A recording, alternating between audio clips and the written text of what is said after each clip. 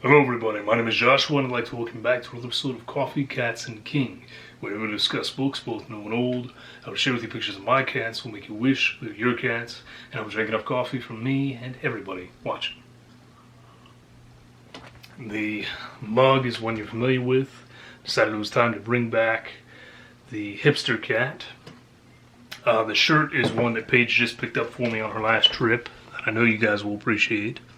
Little Ghostbusters mix up there with some horror classics. And before we get into today's video, I do have a quick question for you guys, and I'm hoping that at least someone down in the comments will give me some advice here. So it has been brought to my attention on my last video, on my TBR for the month, that it may not be a good idea to read this book here, The Human Brain, because the ideas and information here that they thought were dead set and true are so far outdated now. And that's partly my fault in that I thought this book came out in maybe the 80s, but as it turns out this was published in 1955, so we have nearly 70 years of difference in the science of studying the brain, and I'm kind of concerned that I'm going to read this, get a lot of misinformation, and then just have it in my head, because I don't know anything about how this wrinkly, wriggly thing up here goes. So let me know down below, do you think I should replace this with something so that I'm not spewing said misinformation, or should I read it anyway, enjoy it for what it is, and then maybe just do my own research later to see what has been replaced? Let me know what you think. Now, on to what this video is actually about. This is the mid-year book Freakout tag. I did this, or a variation of it, last year and very much enjoyed it. This is always kind of a fan favorite for us here on BookTube, both doing it and seeing others do it.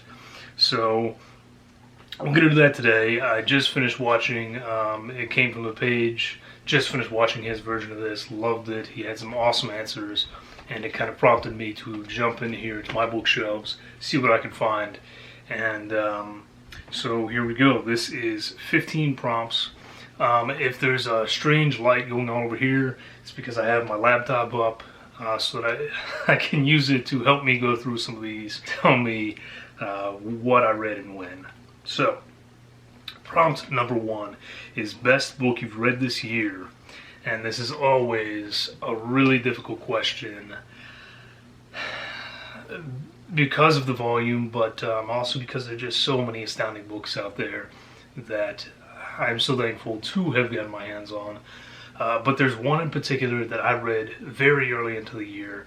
In fact, according to Goodreads, I read it all the way back in the beginning of January, and it has still stuck with me all this many months later and all these books later. So the book I would like to nominate for best book of the year so far is John Mantooth's Holy Ghost Road. And sadly I do not have a physical copy yet. Still haven't made it around to that, although I fully intend to pick one up. And as I said, I'm kind of using my laptop here to help me out, just because it's been so long on these books. But this is essentially about a girl named Forrest. It starts right off from the beginning with Forrest seeing something that she really shouldn't see. She sees the community pastor. What she thinks he's doing is praying to some sort of demonic entity in the barn outside of her family's house. And he sees her, and him and his assistant go chasing after her, and things just go from there. And there are so many reasons to love this book. The horror is excellent. It's very much a folk horror, which I immediately love. The narration is told in just a slightly strange canter. There's a bit of a slant to everything you hear and see, which I don't know if that quite makes sense, but it's different. It's different than what I've experienced, and John Mantooth's writing here is just so beautiful, so well done, lyrical, descriptive in a way that many authors try for but just fail at. And as I said, if nothing else, I've read over 130 books this year. I read this one as one of my first this year, and I'm still thinking about it now.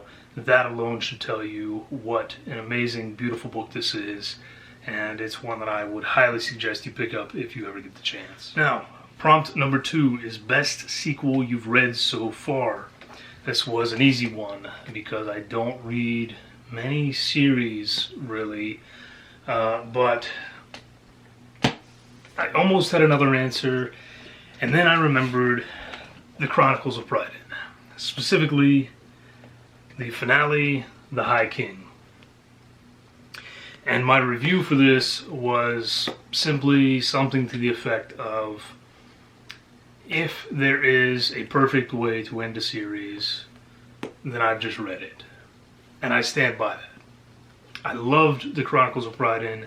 There was only one book in there that I was not a complete fan of. And yes, there were things along the way that didn't quite work for me. But overall, the experience was a wonderful one. But this, I think, is probably the first time that I have finished out a series where it actually seems to tie up every loose end. Everybody gets an ending, whether it be a good or a bad one. And it's just, it's amazing seeing these characters progress through the years as they become more mature, but stick to being themselves at the same time. And yes, it's a sequel. Yes, it is also the conclusion to a series, so maybe that's cheating a little bit, but I don't think it is. I think that there are many, many, many ways to mess up the conclusion of a series, and Lloyd Alexander avoids all of those and just does a fantastic job in The High King. This is a series that I would highly recommend for just about any age group, and I hope, again, that some of you will experience this soon if you haven't already. Now, prompt number 3 is new release you haven't read yet, but want to. And again, because I just can't follow the rules, I picked 3. I picked a YA, and then I picked 2 adult. First, in this case, is the YA. This is Kaylin Bayron with You're Not Supposed to Die Tonight, with this awesome cover here. This is a book that takes place at a camp, which is an immediate bonus. I love anything anything like that. I could read horror taking place at camps all day long. This one, though, is about a girl named Charity who gets to play the final girl at this camp called Camp Mirror Lake. And this camp is sort of set up as a full contact horror game, if you will. So again, she is not just a counselor, but she is supposed to be the final girl of this real life enactment. And as the weeks continue, her co-workers start disappearing, which at first Charity kind of thinks may be part of the game that she's just not privy to. But then one of them actually turns up dead. No messing around here, she's very definitely dead. And Charity realizes that for the first time she is actually in danger, and that someone is taking this game just a little too seriously. Next up is one that I know you folks have heard of. This is Dead 11 by Jimmy Giuliano, and this takes place on an island where, for whatever reason, everybody is obsessed with the year 1994. I guess it's because I was born that year, and it was just a really great year. I don't know. But this woman shows up trying to investigate the death of her son and realizes that, hey, this community, there's something really weird going on here, and these people are not right. I was immediately sold the first time I saw the cover, and especially once I read the synopsis, and this is one that I definitely want to get to. And then the final should come as no surprise to anybody. It is Bentley Little's DMV. I will read anything by Bentley Little. His ideas are always just such a blast.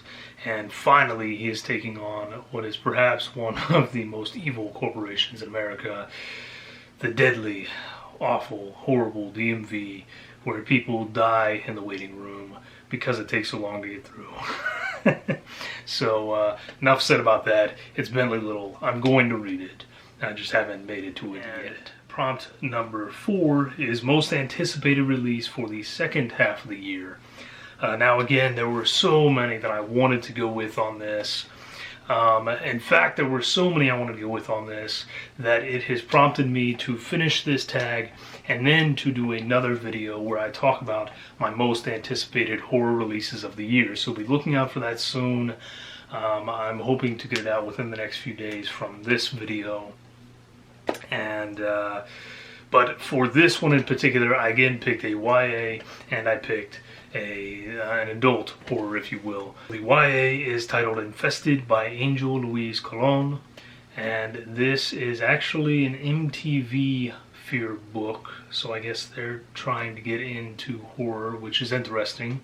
But we're going to see how that goes. This is about a young Puerto Rican boy who moves into an apartment complex with his father, who is meant to be the maintenance man.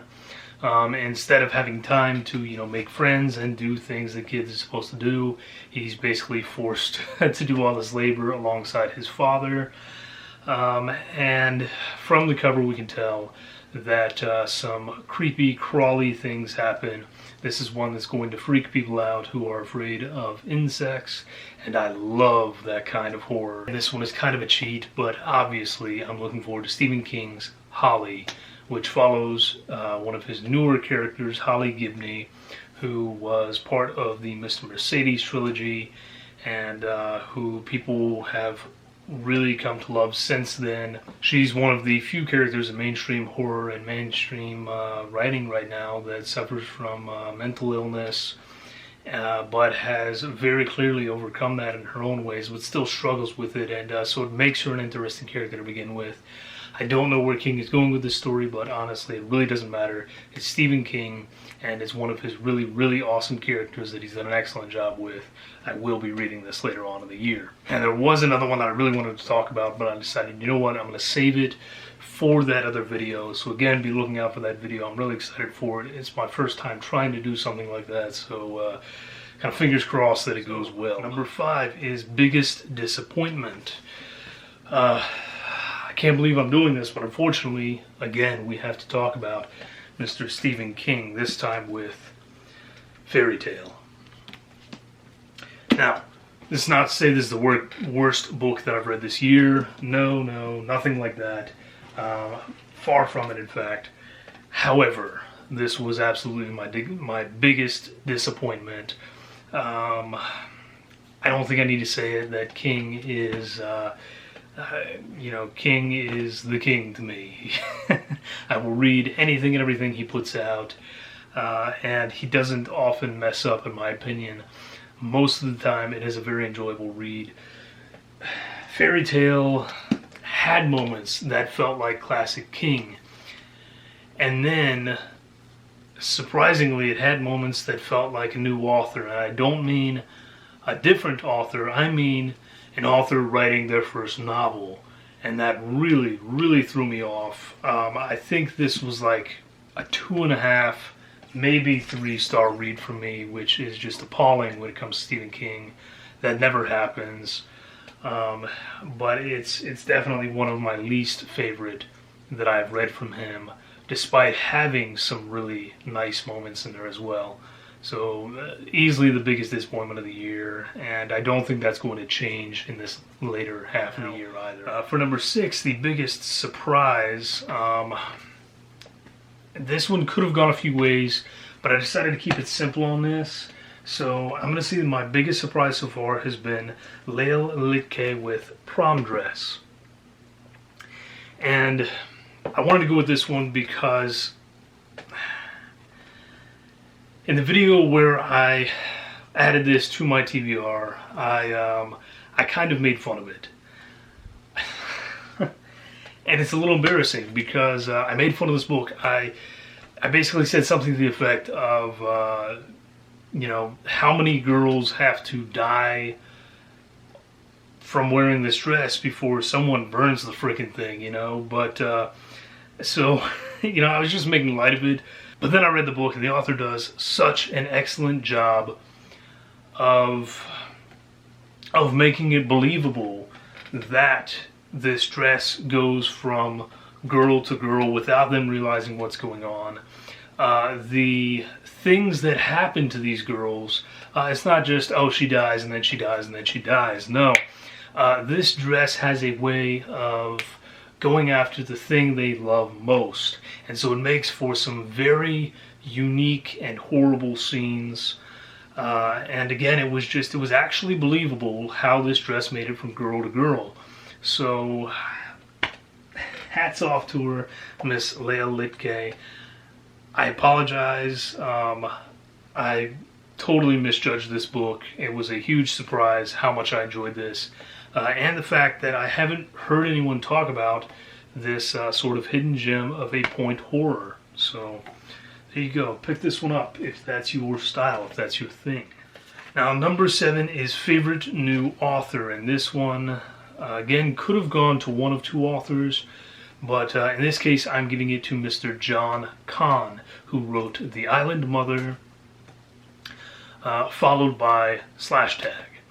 I read both of these this year. Both of them were given to me actually by the author to read through Booksprout, I think it is. And I was super, super impressed. I've already decided that from now on, anything this guy puts out, I will be buying and reading. This is another one where I don't have copies of either books yet, but I fully intend to purchase them this year. The Island Mother was an awesome horror that delved into body horror, somewhat into Hawaiian mythology, because it takes place there, which was awesome. The setting was great. Has very, very damaged characters that at first you're not sure if you're meant to root for this gal, but once she gets going, man, you just want her to succeed. You want things to work out for this poor girl, and the horror was just really great in that one. And then in /Tag, he kept it up with a concept that could have gone horribly, where we're putting a bunch of influencers into a house together for an interactive horror experience, and then things go horribly wrong and they realize that they're actually being killed off. It could have been cheesy and schlocky, and somehow it wasn't over the top. The horror was actually pretty horrific, and you feel for these characters, and it was a really surprisingly well done book that would also make an awesome movie. And John Kahn went way above where he needed to and created a site for this as if it's a real life event, has actors playing the characters. I mean, he just went all out on this. Definitely check it out. But John Kahn, man, this guy can write. He's really surprised me, really impressed me. And I will absolutely be picking up both of these in physical copy and anything else that he publishes in the future. Now, number 8 is Newest Fictional Crush. So this could have gone to one of two, I think. The first is April from /Tag. She is actually the main character's sister. And the reason the main character was there in the first place. So I can't give away exactly what's wrong with April without ruining part of the book. But something happened to April that has left her in a wheelchair and left her very weak. And so her sister Tawny goes on this show because she has been promised the health care that April needs if she will do so. And instead, April, from the confines of her wheelchair, ends up kind of becoming the hero here and realizing what is wrong and helping her sister and these others to try to survive this death trap that is /Tag. So you gotta love the gal. She is so strong mentally and emotionally, and she totally overcomes her own physical disabilities to kick some butt, and it's super impressive. And the other that potentially could have worked here was Vargo from Oak and Ivy.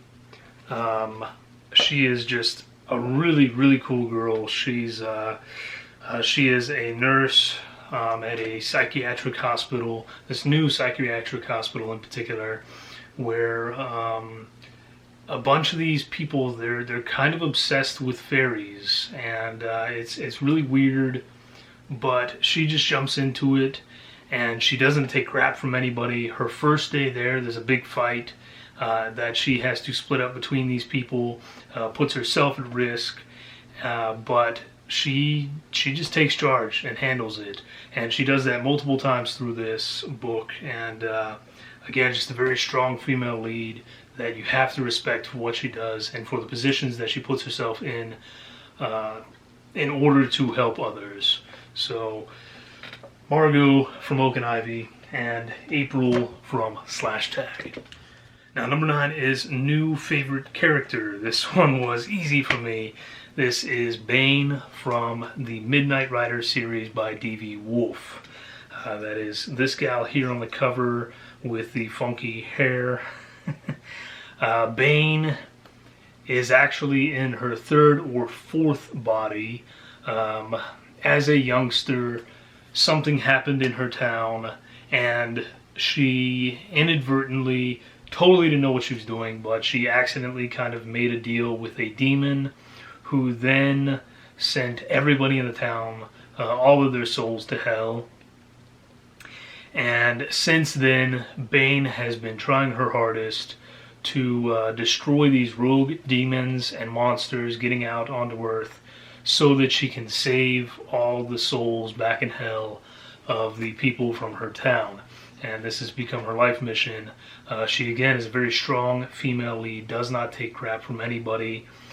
She is probably the only other person aside from me that loves Peeps. It's about the only food that she'll eat, in fact. And she's just a blast. I love reading these stories about her. She's hilarious, she's strong, and she's a great, great character all around. And these books are fantastic. I can't wait to read the rest of them and to collect physical copies of them, because they're great covers, and the books are just so awesome. And Bane, keep it up, Bane. You're great, and I know you're going to save everybody eventually. Prompt number 10 is a book that made you cry. This is another one I read very early on into the year that I knew was going to end up on my best of 2023 list. I still stand by that now. This is Anne E. Berg with All the Broken Pieces. And this is a book told in prose, so it is poetry but in novel format. And this is about... You know what? I'm not even going to tell you what it's about. For those of you that are affected by war, have lost family, friends to it, who have been displaced by it, this is one that is going to make you break down, and it definitely did that to me. Few books make me feel emotion the way that this one did, and for that, it's always going to have a place on my bookshelves. Prompt number 11 is a book that made you happy.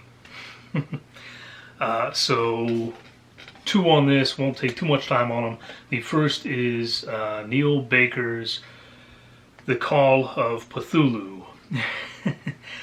These stories are not all by Neil Baker, he just edited it. And this one made me so happy, because when in your lifetime did you ever think you were going to get to read stories where Lovecraft's universe is meshed with the universe of the 100 Acre Wood?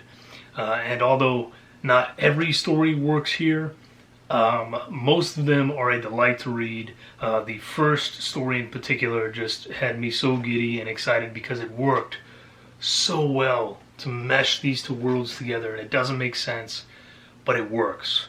So this one, I got a lot of joy out of this one, and I hope other people will read it, despite its flaws. And the other one that made me really, really happy was Charles Grant's X-Files Goblins. This is by far not a new book, but it was new to me. And I love X-Files. I was a huge fan. I've watched the series in its entirety more than once. and got Paige into it for a while there as well. But this one was a delight because Charles Grant really captures the characters. It feels like you are there with Fox and Scully. The banter between them is just perfect. It feels like it could take place in the show itself. And I loved this one. It made me so happy to get another chance to experience X-Files in a way that I had not prior. Number 12 is favorite movie to book adaptation. And this one I'm just totally cheating because I barely ever watch movies anymore. And if I do, they're not new movies whatsoever. So this is one that is not actually out yet. I know I'm going to love it. Because I loved the other two, and because it is Agatha Christie. So, this is A Haunting in Venice, based off the Agatha Christie book Halloween Party. The other two were Murder on the Orient Express and Death on the Nile, which I loved both movies and love both books. So I know this is going to be a slam dunk for me. I know I'm going to enjoy it. And I will definitely be watching it as soon as it comes out. Number 13 is favorite review you've written this year. So, I had to go with the obvious here, which is review to come. You can find that review on many of my books on Goodreads because I just never come back to it. I write review to come and then I never write the review. So, no, I haven't wrote as many reviews as I should have this year. But my favorite would be one of the books that I just finished reading recently, which is Hocus Pocus and the all-new sequel. And I said, this really needs to be two different books. Part 1, which follows the original movie, is worthy of 5 stars. It basically follows the movie verbatim, save for a change or two necessary for the sequel. The whole way through, I heard the actors saying their lines, pictured their expressions and reactions, delighted at reading one of my favorite movies. And then the sequel started. No, it does not follow the second movie, which is fantastic, by the way. Instead, this sequel takes place 25 years into the future and introduces us to the kids of the original main characters. Someone else hit the nail on the head when they said it read like bad fan fiction. The humor of the original is tried again here in a more modern setting, but it comes off as the equivalent of your unfunny dad trying to emulate Robin Williams. I could go on about this atrocity, but I'll leave it at this. There's an illustrated version of just the original story. I found this out only after buying this. Buy that instead of this. Part 1 is 5 stars of awesome, Part 2 is 1 star, and is less fun than diarrhea. So, number 14 is most beautiful book you've acquired this year.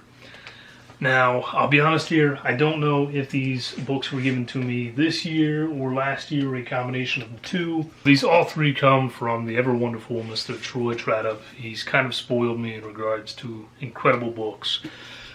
This one is a copy of Kurt Vonnegut's Cat's Cradle.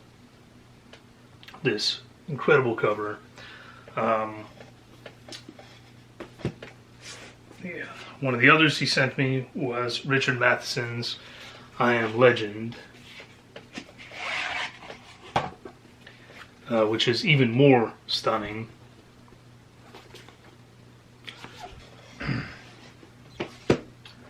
But the one that takes the cake is a book that I have not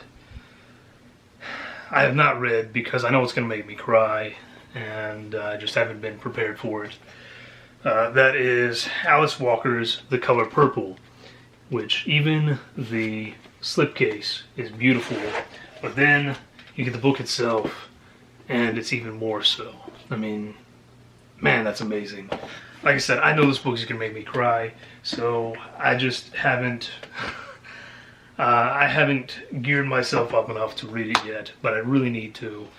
And then number 15 is what books do you need to read by the end of the year? I took this to mean which books that I already have on my shelves, not which books do I need to buy and then read. So I have 4 here, all very simple reasons. This first one is S.T. Joshi with Black Wings of Cthulhu. And I need to read this one because I actually have the whole series here. These are incredibly difficult to get a hold of, but I got really, really lucky on eBay one day. They all have wonderful covers, and I need to get into these. One, because I think they're going to be amazing books, and two, because these are probably some of the most expensive books on my bookshelf, actually. So if they don't work out and I don't like them, if they're not for me, I need to sell them and use them to buy new and better books, because there's a couple $100 worth of books that I just showed off in these 6 books here. And someone out there would love to have this if I decide not to keep them. One of the others that I have to get to, and this is because of Troy, is Gregory Maguire's Wicked. I tried reading this once before, and my manager at the time, she made fun of me, laughed at me, said it was girly, and basically just shamed me into giving it up. I don't know why I let that happen. I'm not typically one to let that sort of thing happen, but at the time I did, so I got rid of the book. And now I'm ready to read it, so screw you, Catherine. Gregory Maguire, I know he's going to be a great author, and I'm going to give him another chance. Another book that I really need to get to this year is Darcy Coates' Parasite. One, because this was one of the new books that Paige purchased for me recently, and two, because I still haven't read any Darcy Coates. And this woman is just, she's blowing up as an author. She has all these books out now. Everybody's loving her stuff. And I need to see what this is about. So many of her books sound excellent. They sound like books that I want to get to. And but I feel like it doesn't make sense for me to buy more of her books until I've read at least one of them to see how it's going to go. So I desperately need to read Parasite so that I can hopefully read some more of her other work as well. And then the other one that I know I need to get to is one that I haven't picked up yet because I'm intimidated. Yes, the man that loves reading 1,000-page King books is intimidated. This is Melanie Ron, Jennifer Robertson, and Kate Elliott with The Golden Key, with this beautiful, beautiful, beautiful cover. And it's a big one. It's tiny text, and it's just shy of 800 pages. And this is one that I really, really, really want to read because it's basically been described to me as a murder mystery in the realm of Agatha Christie, but in a sort of traditional fantasy setting. And it's written by 3 powerhouse women of the genre, and there's no reason for me not to get into this other than the fact that I am intimidated by this 800-page murder mystery fantasy that I know is going to be great. I haven't picked it up. So, have to get to that one this year. And that is my overly lengthy mid-year Freakout crisis book. I'm scared where the rest of the year go tag. So, this is a long one. No cat footage. The next one is going to have lots of cat footage to make up for it, though. But thank you for joining me on this. Answer some of the problems below, or give me your opinions on some of the things that I've had to say here. And thank you as always for joining me. Stay safe. Drink great coffee. Cheers.